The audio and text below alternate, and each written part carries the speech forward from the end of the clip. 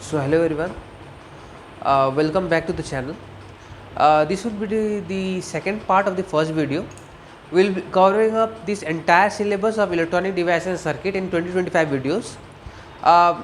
Since many of you have requested that the video should be in bilingual mode, I would use languages like Hindi, English. Sometimes I can use Bengali also if you have that language as preferred language. Uh, I can use some terms of Sadhuri and Nepali too. So here आज हम पढ़ेंगे bourse atomic model, जो कि बहुत fundamental topic है. आप समझना चाहते हैं कि इलेक्ट्रॉनिक स्ट्रक्चर होता है कैसे है, कोई डायोड कैसे बनता है, कोई ट्रांजिस्टर कैसे बनता है, कोई भी इलेक्ट्रॉनिक डिवाइस कैसे बनता है, कि चलता कैसे है. तो इम्पोर्टेंट है कि बोर एटॉमिक मॉडल पढ़े हम लोग. नील बोर बहुत अच्छे नाम के साइंटिस्ट थे. He was renowned scientist, physicist by the way. तो हम केमिस्ट्री में पढ़े होंगे, 11-12 फिजिक्स में भी पढ़े होंगे. बट सिंस हम लोग को ये पढ़ना पड़ेगा तो वेरी ब्रीफ मैं बता रहा हूँ कि उनका मेन थ्योरी क्या है और जो हम लोग कुछ लगेगा, जो पोस्टुलेट क्या है मेन जो हम लोग को लगेगा. एक चीज़ मैं बताना चाहता हूँ आपको. According to Bohr's atomic model, making a diagram of the nucleus, it is a nucleus. Okay, we have cells here, different orbits. In case of silicon we have 3 cells, we all know. Last video we have covered that. So इसका जो बीच में distance है, मान लो इसका ये first cell के बीच में R1 radius distance है, मान लो सेकेंड सेल का बीच में R2 का डिस्टेंस है, R2 का डिस्टेंस है, और थर्ड सेल का भी डिस्टेंस है to the centre of the nucleus R3 है, R3. तो कुछ इलेक्ट्रॉन्स डेफिनेटली यहाँ भी होंगे, कुछ इलेक्ट्रॉन यहाँ भी होंगे, और कुछ इलेक्ट्रॉन यहाँ भी होंगे. तो एक चीज़ है जो बोर्स एटॉमिक मॉडल बताता है हमें कि इलेक्ट्रॉन जितना फार्दर अवे रहेगा न्यूक्लियस से, उतना ज़्यादा उसका पास एनर्जी रहेगा. क्यों रहेगा? एक तो लॉजिकल बात समझिए मेरा. मान लीजिए न्यूक्लियस का पास तो सबसे ज़्यादा वेट तो उसी के पास है, मास उसी के पास है. एक एटम में न्यूक्लियस के पास प्रोटॉन वही है, न्यूट्रॉन वही है ना.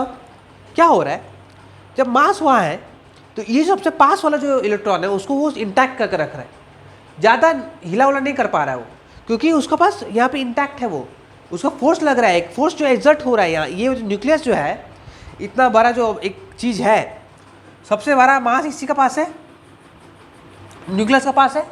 ये न्यूक्लियस जो इतना वेट रखा हुआ है, इतना वेट है, इसको क्या कर रहा है, सामने होने के कारण ज़्यादा फोर्स एग्जर्ट कर रहा है, ज़्यादा अच्छा से उसको इंटैक्ट रख रहा है. पर जैसे जैसे हम लास्ट में जाएंगे, ये है, ये चीज़ यहाँ पे है, ये चीज़ यहाँ पे है, बहुत दूर हो गया, तो ये इंटैक्ट नहीं रख पाएगा उसको ज़्यादा टिका के नहीं रख पाएगा. तभी ना कोई एक्सटर्नल अगर हम वो इसको एनर्जी दे रहे हैं तो ये बाहर निकल जाता है. वही बाहर निकलने को फ्री इलेक्ट्रॉन बोलते हैं हम. तो बोर्स एटॉमिक मॉडल वही बोला, more the distance from the nucleus, more energy electron carries. Okay, तो मैंने कल ही आपको बताया था 2n² रूल का बारे में. हम सब जानते हैं कि सिलिकॉन का एटॉमिक नंबर है 14.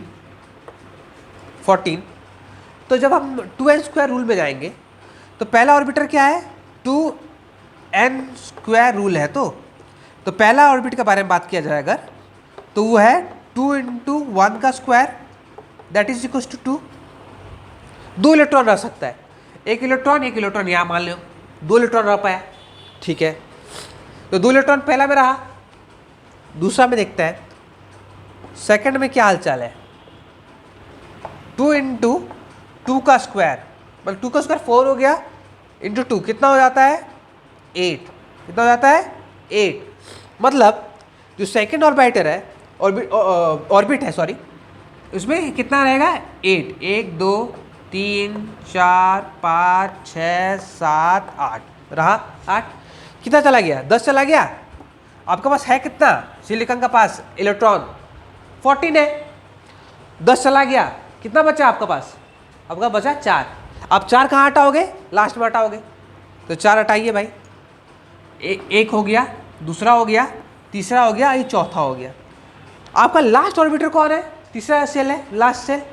उसको क्या बोलता है? Valence shell. आपको पता ही होगा, मैं बस जस्ट ब्रीफ अप कर रहा हूँ। उसको बोलता है वैलेंस सेल। वैलेंस सेल बोलते हैं इसको, लास्ट वाला सेल को। अच्छा, इसका वैलेंसी कितना हो गया फिर? इसका वैलेंसी हो गया 4। मैं इसको मिटा दे रहा हूँ थोड़ी देर के लिए।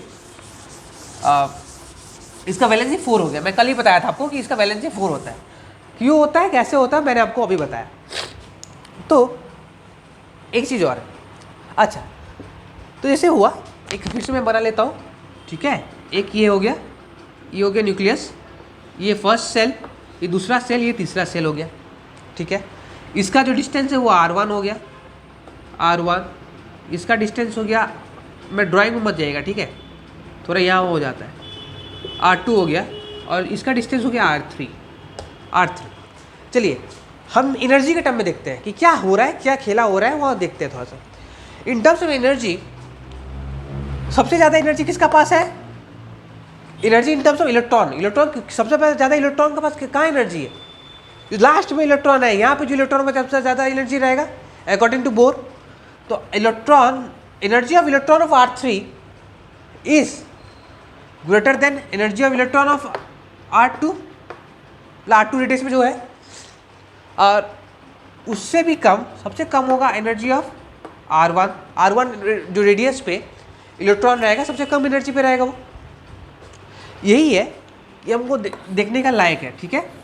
अच्छा, एक सिंगल एटम के लिए बात हुआ, ठीक है। इसका एक एनर्जी डायग्राम बनाया जाए तो ऐसे बनेगा, ऐसे बनेगा। मान लो ये हो गया एनर्जी, यहाँ पे रिप्रेजेंट कर रहे हैं, ये एनर्जी रिप्रेजेंट कर रहे हैं। तो सबसे ज़्यादा एनर्जी कहाँ है? R3 पे है, energy of electron in R3। फिर सेकंड में क्या होगा? R2 हो जाएगा, और थर्ड में R1 हो जाएगा। अच्छा, नीचे हम एक ले लेते हैं न्यूक्लियस का एनर्जी, कि न्यूक्लियस का एनर्जी तो कांस्टेंट रहेगा ना भाई। एक न्यूक्लियस का एनर्जी तो कांस्टेंट रहेगा, उसकी एनर्जी तब तक फ्लक्चुएट नहीं करेगा जब तक आप उसमें एक्सटर्नल एनर्जी नहीं डालें, जो कि हम नहीं डाल रहे होंगे। मैं वो एज्यूम कर रहा हूँ, मैं टेम्परेचर कांस्टेंट लेके चल रहा हूँ, ठीक है। यहाँ पे ये चला गया एक एटम को लेके, पर हमारा एक एटम तो रहता नहीं है। एक छोटा सा एक चौक का टुकड़ा में ना, ये चौक का टुकड़ा में दुनिया भर का एटम रहेगा, billions and billions of atoms would be there, okay. ये छोटा टुकड़ा है, इसमें एटम, बहुत ज़्यादा एटम रहता है, टाइटली पैक्ड। सॉलिड्स में बात कर रहे हैं, मैं सॉलिड्स में बात कर रहा हूँ। सॉलिड में क्या हो जाता है? एक बैंड बनाता है, एक एनर्जी लेवल का बैंड बना देता है। ये एक रेंज हो जाता है। बैंड मतलब कुछ नहीं, रेंज, एनर्जी बैंड। ये सॉलिड पार्टिकल है, कोई सॉलिड पार्टिकल है, एक एनर्जी बैंड बनाता है। बैंड मतलब क्या? एक स्पेसिफिक रेंज में बनाता है जिसमें खेला हो रहा है, ठीक है। एक रेंज तक फ्लक्चुएट करेगा, और सब मिला के देखा जाए तो वैसे ही R2 में भी कुछ इलेक्ट्रॉन्स रहेंगे, बहुत सारे इलेक्ट्रॉन्स रहेंगे जो ओवरलैप कर रहे होंगे। तो यहाँ R2 का भी एक रेंज बनेगा, एनर्जी बैंड बनेगा, और R1 का भी एक एनर्जी बैंड बनेगा। तो इसको एनर्जी बैंड डायग्राम बोलते हैं, ठीक है। अच्छा, ये आज आप समझ सकते हैं, आप स्क्रीनशॉट ले सकते हैं अगर आपको लेना हो तो। मैं हट जाता हूँ 2 मिनट बोर्ड से, आपको लेना हो तो ले सकते हैं। अच्छा, सॉलिड्स में क्या होता है कि बहुत सा नेबरिंग एटम रहता है, तो रेजिस्टेंस बहुत ज़्यादा होता है, टेम्परेचर में बहुत ज़्यादा खेला होता है। बहुत देखिएगा, बहुत चीज़ों में बहुत ऐसा चीज़ें होते हैं जहाँ पे टेम्परेचर आपको पॉजिटिवली इफेक्ट करता है इलेक्ट्रॉन्स को। कैसे? टेम्परेचर बढ़ने से इलेक्ट्रॉन का रेजिस्टेंस बढ़ेगा, बहुत जगह देखोगे आप, क्योंकि इलेक्ट्रॉन जो एक्साइटेड हो जाएंगे एक मीडियम पे, और मारामारी चालू हो जाएगा। जब भी आप मान लीजिए एक ट्रैफिक में जा रहे हो, ठीक है, और ट्रैफिक में बहुत कार्स है, आप चला रश ड्राइविंग कर रहे हो, बूम बड़ा मार रहे हो कहीं ना कहीं, तो आप क्या करोगे? उसको जाके रश में ठोक दोगे, कोलाइड कर जाओगे। अरे बहुत जगह ऐसा भी देखेंगे हम, conduction band and valence band देखेंगे अभी, उसमें देखेंगे कि हमारा टेम्परेचर अच्छा काम कर रहा है, हमको नेगेटिवली इफेक्ट नहीं कर रहा है वो। तो अगर आपको लेना हो तो इसका स्क्रीनशॉट ले लीजिएगा। वो एटॉमिक मॉडल ये था। मैं अब आ रहा हूँ एनर्जी बैंड में, जो कि आपका, हम सॉलिड्स के लिए बात कर रहे हैं, तो क्या हाल चाल है, सॉलिड्स में क्या हाल चाल होता होगा। मैं ये सब इसलिए बता रहा हूँ कि ये फाउंडेशन क्लासेस है, ये हर जगह काम आएगा, 3rd सेमेस्टर में, 5th सेमेस्टर में, 7th सेमेस्टर में। और इलेक्ट्रॉनिक्स में क्या है ना, आप जब भी मकआउट या कोई भी यूनिवर्सिटी का पेपर दे रहे हो, आपको हर क्वेश्चन का पता नहीं रहता है, आपको बना के लिखना पड़ेगा कुछ ना कुछ, आपको इनपुट देना पड़ेगा कुछ ना कुछ। तो क्वेश्चन को आप अगर मान लो मुझे पूछा गया है कि व्हाट इज़ इलेक्ट्रॉनिक डिवाइस, ठीक है, हमको नहीं आता है, पर मैं क्या लिखूंगा कि कुछ ना कुछ रिलेटेड है, जो इलेक्ट्रॉनिक सामान से रिलेटेड है, सेमीकंडक्टर्स होते हैं, कुछ ना कुछ बना के लिखूंगा मैं, इसलिए कि एग्जामिनर भी समझे कि मैं कुछ पढ़ा हूँ। ऐसा नहीं कि मैं कुछ भी मूड उठा के आ गए हैं हम लोग, ठीक है। हम आप दोनों मिलके कुछ चेंज ला सकते हैं, और मैं इसलिए आराम से पढ़ा रहा हूँ, जो इंपॉर्टेंट है वही पढ़ा रहा हूँ, आप सब देख सकते हैं। सॉलिड्स में क्या होता है, अगर मैं सॉलिड्स का बात करूँ तो दो चीज़ का एक हम लोग बनता है, एक diagram, energy diagram, energy band diagram बनता है। एक होता है ऊपर में हम लिखते हैं उसे कंडक्शन बैंड, क्या लिखते हैं, कंडक्शन बैंड, और नीचे पे हम लोग लिखते हैं वैलेंस बैंड।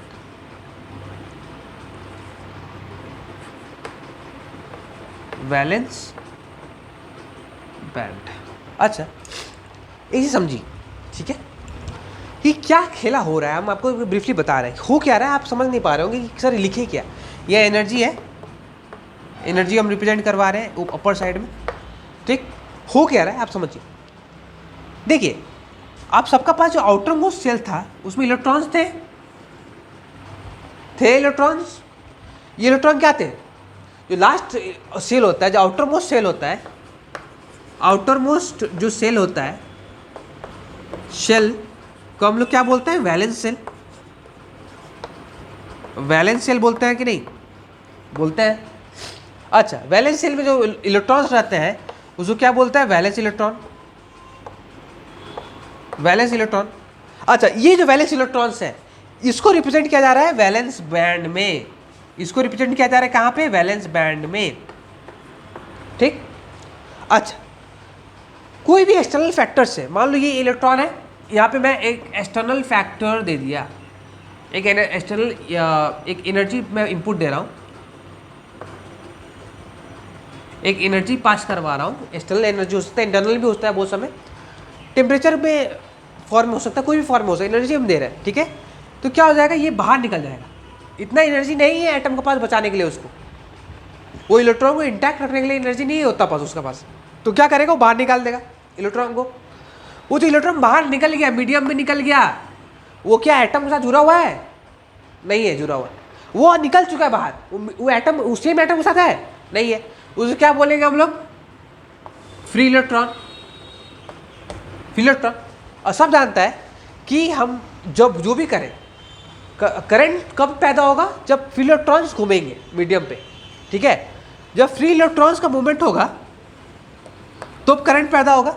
अच्छा, तो ये रिस्पॉन्सिबल हुआ कंडक्शन के लिए, कंडक्शन के लिए रिस्पॉन्सिबल हुआ कि नहीं, जब जब फ्री इलेक्ट्रॉन हुआ है धरती पे तभी तभी कंडक्शन हुआ है, ठीक है। तो इसीलिए इसको कंडक्शन बैंड में रखें हम लोग, यहाँ पे रखेंगे, फ्री इलेक्ट्रॉन को यहाँ रखेंगे, वैलेंस बैंड में वैलेंस इलेक्ट्रॉन रखते हैं और कंडक्शन बैंड में हम लोग फ्री इलेक्ट्रॉन रखते हैं, ठीक है। ये बेसिक बात है। और एक बात मैं बता देना चाहती हूँ, ये डायग्राम बनाया हूँ मैं, चूँकि 2 मिनट रुकिए, मैं इसको थोड़ा सा इरेज कर देता हूँ। और एक और बात है, आप कमेंट बॉक्स में लिख सकते हैं कि क्या गलत लग रहा है, क्या इंप्रूवमेंट चाहिए। I am open to all kind of criticism, be it constructive और be it destructive, because I will take it in a positive way and I will make sure that my videos that comes in later stages will be more refined and more dedicated to knowledge, to bridging of the knowledge gap. Coming back to the topic, ये दोनों का बीच में एक gap दिख रहा है आपको, दिखा, वो गैप को बोलते हैं फॉरबिडन गैप, फॉरबिडन गैप, उस गैप को बोलते हैं फॉरबिडन गैप, ठीक है। फॉरबिडन गैप में आप एक चीज और नोटिस कीजिए, या तो इलेक्ट्रॉन यहां रह सकता है या इलेक्ट्रॉन यहां रह सकता है, इलेक्ट्रॉन फॉरबिडन गैप में नहीं रह सकता है, बस गैप है, कितना एनर्जी देना है। फॉरबिडन गैप क्या है, जो फॉरबिडन गैप है, आप ये समझो कि मैं जानता हूँ कि मेरे पास पोटेंशियल है कुछ करने का, कुछ कर दिखाने का, लेकिन मेरे को इतना पता होना चाहिए कि मैं कितना घंटा पढ़ूंगा तो मैं वो टास्क कर दूंगा। मान लो मुझे खेत जोतना है, ठीक है, मुझे प्लाव करना है खेत में, ठीक है भाई, मेरे को जाना तो पड़ेगा ना, मैं कितना दिन की मेहनत है, 1 दिन लगेगा, 2 दिन लगेगा, 5 दिन लगेगा, 10 दिन लगेगा, 1 महीना लगेगा, कितना दिन लगेगा कि मेरा वो टास्क हो जाए, मैं एक रोपनी या प्लाइंग कर सकूँ।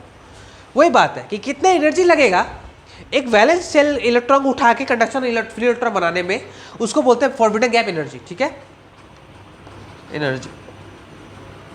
समझे क्या दिक्कत है? कोई दिक्कत है बताइएगा आप कमेंट बॉक्स में, ठीक है। मैं तो यहाँ समझ नहीं पा रहा हूँ कि आपको दिक्कत है कि नहीं। तो आप समझ गए ना फॉरबिडन गैप एनर्जी क्या हुआ, क्या मैं बोलना चाह रहा हूँ, इसका मतलब ये क्या है, डिफरेंस है कंडक्शन बैंड एनर्जी से, कंडक्शन बैंड एनर्जी का और वैलेंस बैंड एनर्जी का, ठीक है। तो ई एफ लिखेंगे हम फॉरबिडन गैप, इसको हम लोग क्या बोल लिखेंगे, E F equals to E C minus E V, E C minus E V. E C क्या है, ई सी ये है कंडक्शन बैंड का जो एनर्जी होगा उसको ई सी बोलेंगे, जो वैलेंस बैंड की एनर्जी होगा उसको ई वी बोलेंगे, ई वी बोलेंगे, ठीक है, ई वी बोलेंगे। तो ये फॉर्मूला हो गया, आप ये फॉर्मूला को नोट डाउन कर लीजिए, इंपॉर्टेंट फॉर्मूला है।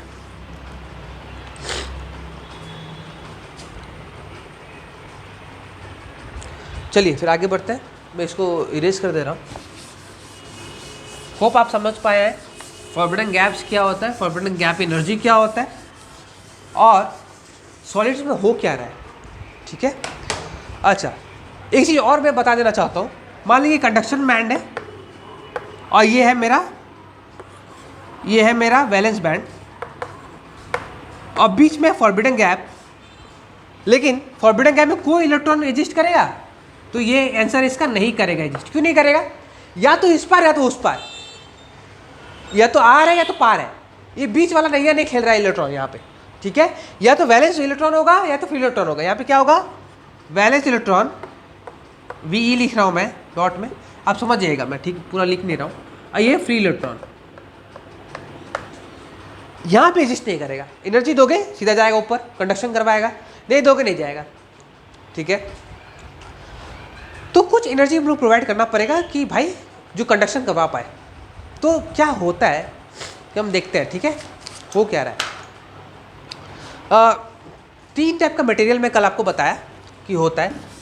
पहला इंसुलेटर्स होते हैं जो कंडक्ट नहीं कर रहे हैं इलेक्ट्रिसिटी। क्यों नहीं कंडक्ट कर रहे हैं, तो क्लासिफिकेशन ऑफ, अब सब टाइटल हो जाएगा क्लासिफिकेशन ऑफ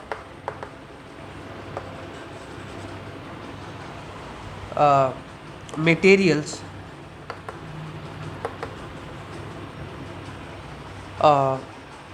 क्लासिफिकेशन मटेरियल हो जाएगा जो कि सॉलिड्स हो गए, जो कि सॉलिड्स को लेके बात कर रहे हैं। लिक्विड्स का वाला खेला है वो हम बाद में बताएं, according to the energy gap, energy band gap, ठीक है, बैंड गैप का लेके हम लोग बात कर रहे हैं। पहला अगर इंसुलेटर देखा जाए तो हो क्या रहा है इंसुलेटर्स में, वो भी देखना इंपॉर्टेंट है। अच्छा, इंसुलेटर में क्या हो रहा है, जो ये एनर्जी गैप है, एनर्जी ये है, मान लो ये एनर्जी का ई है, ये मेरा कंडक्शन बैंड हो गया सी बी, ये मेरा वैलेंस बैंड हो गया। एग्जाम में सी बी मत लिखना, एग्जाम में वी बी मत लिखना, ठीक है। एग्जाम में सब लिखना पड़ेगा, आपको फुल डिटेल में लिखना पड़ेगा। मैं ऐसे आपको दिखा दे रहा हूँ कि हम इंजीनियर होते लेजी, हम लोग को पता है कि हम लोग शॉर्टकट में काम हो रहा है। डॉक्टर से होता है, डॉक्टर लिख देता है ना ऐसे, आर एक्स ऐसे लिख देता है। तो ये हो गया सी बी कंडक्शन बैंड, ये हो गया वी बी वैलेंस बैंड। अब क्या हो रहा है, in case of insulators what happens is the forbidden gap energy requirement is very high, is very very high. Now E F कितना लगता है इसको, ई एफ कितना होता है पता है इसमें, 15 electron volt, 15 electron volt. EV मतलब होता है इलेक्ट्रॉन वोल्ट, इलेक्ट्रिक व्हीकल नहीं है, यह है इलेक्ट्रॉन वोल्ट, ठीक है। 15 इलेक्ट्रॉन वोल्ट होता है। इसका मतलब क्या है, वो 15 इलेक्ट्रॉन वोल्ट अच्छा खासा एनर्जी हो गया, ठीक है।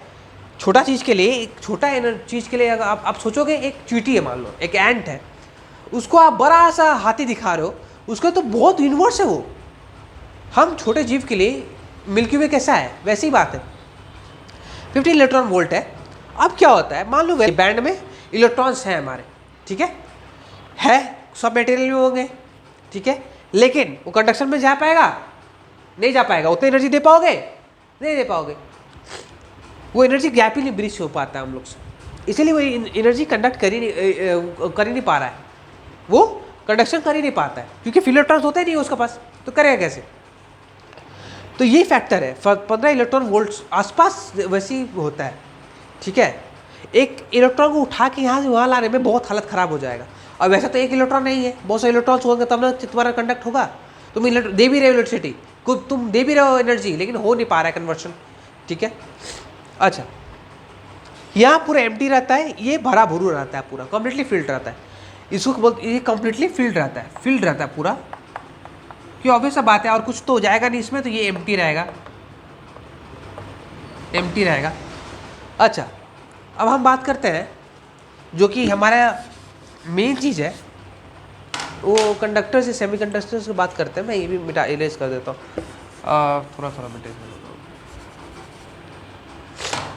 मैं आप सेमी कंडक्टर्स की बात करना चाहता हूँ कि सेमी कंडक्टर्स में क्या हो रहा है। मैं कंडक्टर्स बोलता, लेकिन फिर हम सोचे छोड़ो यार, सेमी कंडक्टर्स में घुसते हैं, जो मेन चीज़ वही है मेरा। अच्छा, क्या हुआ इसमें, क्या होता है, जो सेमी कंडक्टर्स है हम लोग के, उसमें देखा गया है कि जो फॉरबिडन गैप का जो तुम्हारा एनर्जी है, आपका एनर्जी है सॉरी, वो 1 इलेक्ट्रॉन वोल्ट रहता है, वो अप्रॉक्स 1 इलेक्ट्रॉन वोल्ट पे रहता है। क्या होता है 1 इलेक्ट्रॉन वोल्ट में, अब यहाँ तो कुछ इलेक्ट्रॉन्स है ही, तो थोड़ा एनर्जी में ही वो कंडक्शन में चल जाता है। इंसुलेटर में क्या होता था, 15 इलेक्ट्रॉन वोल्ट देना पड़ता है, 15 को ज़्यादा देना पड़ेगा, उतना एनर्जी हमने प्रोड्यूस ही नहीं कर पा रहे थे, उतना एनर्जी दे ही नहीं पा रहे हैं। कि आप आर्टिफिशियली दोगे तो अलग बात है, लेकिन वो नेचुरली हो नहीं पा रहा है। But in case semiconductors we can give that energy is possible. तो मैं कल बोला था ना आपको कि एक रिस्ट्रिक्शंस होता है सेमी कंडक्टर में, बट वो कंडक्ट करता है इलेक्ट्रिसिटी। तो यहाँ भी कुछ इलेक्ट्रॉन रहेंगे, इलेक्ट्रॉन्स रहेंगे यहाँ भी, और कुछ यहाँ भी जाएंगे इलेक्ट्रॉन्स। जब यहाँ जाएंगे तो कंडक्शन होगा, क्योंकि इलेक्ट्रॉन बन चुके हैं तब तक वो। अच्छा, सेमी कंडक्टर है गैलियम आर्सेनाइड, सिलिकॉन, जर्मेनियम, ये सब ऐसे ही काम करता है, ठीक है। कुछ यहाँ रहता है, कुछ वहाँ रहता है। यहाँ भी कम्प्लीटली फिल्ड रहता है वैलेंस बैंड, और इसमें कंडक्शन बैंड में कुछ इलेक्ट्रॉन रहते हैं उसमें, ऐसा नहीं है कि कुछ नहीं रहता है। अच्छा, मैं फिर कंडक्टर्स का बात करूँ तो कंडक्टर्स में ऐसा होता है कि ये जो है, इसको हमें रिराइट करना पड़ेगा कंडक्शन में, कंडक्टर्स के हिसाब से। कंडक्टर्स में क्या होता है ना, ये ओवरलैप कर जाता है, दोनों बैंड ओवरलैप कर जाता है, क्योंकि इतना ज़्यादा हम लोग पास जो EF है, फॉरबिडन गैप है ही नहीं उसमें।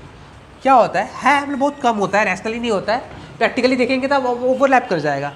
ये मेरा वैलेंस बैंड था, ये मेरा कंडक्शन बैंड है, लेकिन दोनों ओवरलैप कर गया ऐसे करके। ये मेरा क्या हो गया, ओके 2 मिनट में अच्छे से बना देता हूँ इसको। ये मेरा कंडक्शन बैंड, ये मेरा वैलेंस बैंड, लेकिन क्या हुआ, दोनों ओवरलैप कर गया, फॉरबिडन गैप रहा ही नहीं। जब फॉरबिडन गैप नहीं रहा तो कुछ इलेक्ट्रॉन यहाँ भी है, तो बहुत सारे इलेक्ट्रॉन यहाँ भी तो हैं, बहुत इलेक्ट्रॉन यहाँ चले जाते हैं। इसका मतलब क्या होता है, इसीलिए कंडक्टर्स बहुत अच्छे आसानी से कंडक्ट करते हैं इलेक्ट्रिसिटी। इलेक्ट्रॉन्स बहुत ज़्यादा अमाउंट में रहते हैं, तो बहुत ज़्यादा अच्छा तो आपका ये मूवमेंट होता है इलेक्ट्रॉन्स का, अब वो कर पाएंगे। इसमें जो फॉरबिडन गैप जो एनर्जी है EF है, वो 0 इलेक्ट्रॉन वोल्ट में रहता है, जो कि बहुत अच्छा है कंडक्शन के लिए। हम लोग डिसाइड वही होता है। सेमी कंडक्टर्स बहुत ज़्यादा काम में आता है, तो ये कंडक्टर्स थे, सेमी कंडक्टर्स थे। अच्छा, और एक चीज़ है कि नेगेटिव टेम्परेचर कोफिशिएंट बोल के चीज़ होता है, एक टेम्परेचर कोफिशिएंट बोल के चीज़ होता है। और रेजिस्टेंस का बात किया जाए तो एक चीज़ समझिए आप, ठीक है, कि जैसे जैसे टेम्परेचर बढ़ रहा है वैसे वैसे कैसा इफेक्ट हो रहा है, इलेक्ट्रॉन्स के रेजिस्टेंस में क्या इफेक्ट हो रहा है, वो मैं समझना चाहता हूँ, ये टेम्परेचर कोफिशिएंट्स, ठीक है। होता क्या है कि सेमीकंडक्टर्स में देखा जाए अगर, या कंडक्टर्स में देखा जाए, तो मोबिलिटी बहुत ज़्यादा होती है। मोबिलिटी मतलब आपका जो उसमें क्या होता है कि पॉजिटिव टेम्परेचर कोफिशिएंट होता है रेजिस्टेंस के लिए, क्योंकि मान लो आपका कुछ यहाँ पे इलेक्ट्रॉन्स है, जैसे जैसे टेम्परेचर बढ़ा तो एनर्जी मिला उसको, वो चला गया कुछ यहाँ पे, तो आपका तो जगह कम हुआ। मान लो एक घर में मैं 50 आदमी को दोहरा रहा हूँ, एक रूम बंद करके 50 आदमी को बोलो दौड़ो, तो मरेगा कटेगा वो लोग, और कुछ बचेगा नहीं उसमें, कोलिजन होंगे टकराएगा।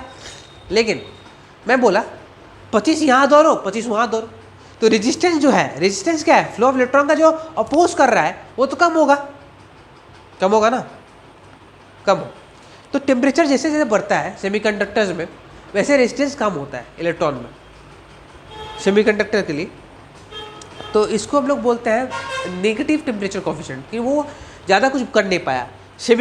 कंडक्टर्स में ये पॉजिटिव होता है, ये पॉजिटिव होता है। पॉजिटिव का मतलब ये है कि क्योंकि कंडक्टर में बहुत इलेक्ट्रॉन बहुत गैंजम होकर रखा है, फॉरबिडन गैप ही नहीं है उसके पास, तो एक ही रूम बन जाएगा। मान लो एक ही रूम हो गया, उसमें 100 आदमी आ गया, पूरा कोलिजन हो रहा है, उसमें बहुत ज़्यादा रेजिस्टेंस प्रोड्यूस होता है, तो टेम्परेचर बढ़ाओगे तो रेजिस्टेंस बढ़ेगा उसमें। लेकिन सेमीकंडक्टर में क्या होता है, टेम्परेचर बढ़ाओगे तो सेमीकंडक्टर्स में होते हैं, सेमीकंडक्टर्स और इंसुलेटर में क्या होता है, इंसुलेटर में क्या होता है, टेम्परेचर अगर बढ़ेगा तो रेजिस्टेंस ऑफ इलेक्ट्रॉन कम हो जाएगी। ये बेसिक था आज के लिए। मैं कल से मेन जो टॉपिक्स है आपका एनर्जी बैंड डायग्राम हो गया, सिलिकॉन का, जर्मेनियम का, वो सब कवर करूँगा, डायोड्स कवर करूँगा, रेक्टिफायर्स आगे कवर करूँगा, एम्पलीफायर कवर करूँगा। मेरा एक रिक्वेस्ट है कि अगर आपको अच्छा लगा हो तो लाइक कर दीजिएगा, सब्सक्राइब कर दीजिएगा। मैं ऐसे बोलता नहीं हूँ, बट आपको अच्छा लगे तो आप कर सकते हैं। Feel free to comment and thank you for your patience here. Have a nice day.